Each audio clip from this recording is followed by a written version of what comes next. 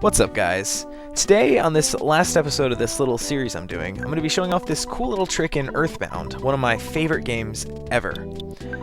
This trick basically skips all of the Tucson area, from all the way from right when you finish Onett to right when you get to Threed, basically. About 2 hours of gameplay. The first thing you're going to want to do is stock up on skip sandwiches, which you can buy from that guy that I just bought one from in Berglund Park. You're going to want at least 3, more depending on how comfortable you are with this trick.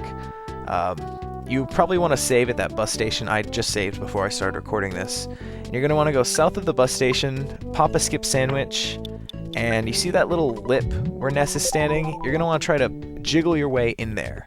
The fast motion, or the faster walking speed from the skip sandwich lets you get in there a little easier, and once you get in there, you need to try to get where I am right now. I was so desperate to not mess this trick up right here that I desperately tried to do it, but I basically had to just pop another one and I pretty much immediately go through.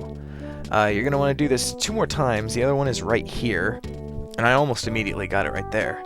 But basically what we are doing here is clipping through some corners to get on the other end of a tunnel which is filled with ghosts, which normally won't let you through. Normally, if you're playing the game, you have to go rescue Paula from Peaceful Rest Valley and do all the stuff for the Runaway 5. From that point, you can go through that tunnel in their tour bus and get to Threed. This trick basically skips all of that, and like I said, skips about 2 hours of gameplay or so. This third one that you want to get through is pretty much the hardest of the 3. I sped up time here just to show how many tries it took me. Though it can be done, and it's not incredibly difficult. You just have to get used to rocking your thumb back and forth basically with the right speed. And I did almost run out of skip sandwiches, and you will end up on that other end of the tree sometimes, which is unfortunate. But here, with one more skip sandwich after this left, I get through. Now from there, you want to just go the opposite way into that tunnel with the ghosts, and have the ghosts chase you out. You'd think this would just take you right back to Tucson, but because you came in from the other side, well, you'll see soon, but you'll pop out right in Threed. And there you go, you've just skipped a bunch of stuff. And now the most important thing to continue on with the game is to not get into any fights. Because you have skipped so much of the game, Ness is very underleveled for here, and also you would normally have Paula by this time. But we can continue on, and I'm going to show off a little bit more in a second. But basically, I'm going to explain another little trick you can do, which is useful even for a regular playthrough of the game, and it's how enemies come.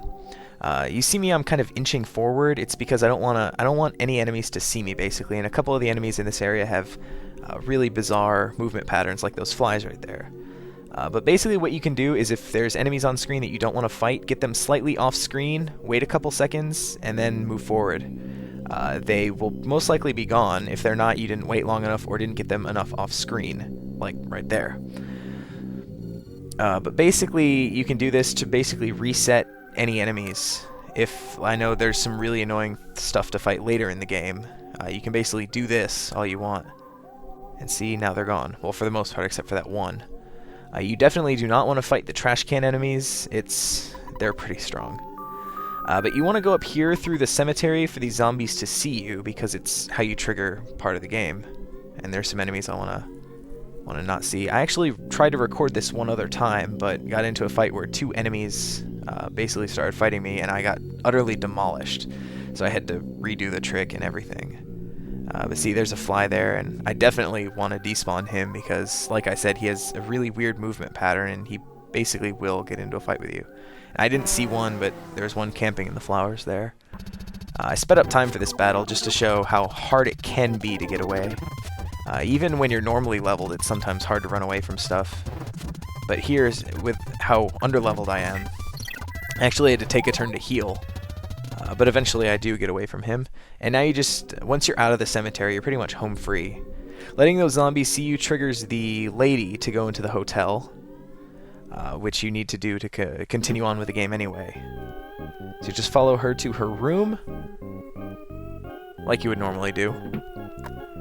And You know, the very first time I actually saw this part of the game, it made me jump a little bit. It was actually kind of scary. Not as scary as what happens in Peaceful Rest Valley, but close enough. Because I just wasn't expecting all the zombies and whatever. And when Ness comes to, Paula's there. Basically what this does is, basically the game thinks if you're here, you must have gone through Peaceful Rest Valley and you must have gone to save Paula and done all that stuff. So basically from this point on, despite the fact that she's not actually visible with me right now and she doesn't have an inventory I can manage or anything, whenever Jeff gets here, I will have Paula as well as Jeff. So that's basically it for this trick. It's a cool little thing that I did learn from a speedrun marathon, much like Summer Games Done Quick, which is actually going on right now. I'll post a link in the description, but basically it's a bunch of really cool people who all get together and speedrun games for charity. This time around they are raising money for a charity called Doctors Without Borders, who deliver medical supplies to people who are very unfortunate, less fortunate than us, who go without most of the time. So it's a great cause. Links in the description. Stop watching my video right now and go watch some really cool people do things way better than I can ever hope of doing them. But anyway, as always, thank you for watching, and hope you've enjoyed this series as much as I've enjoyed making it.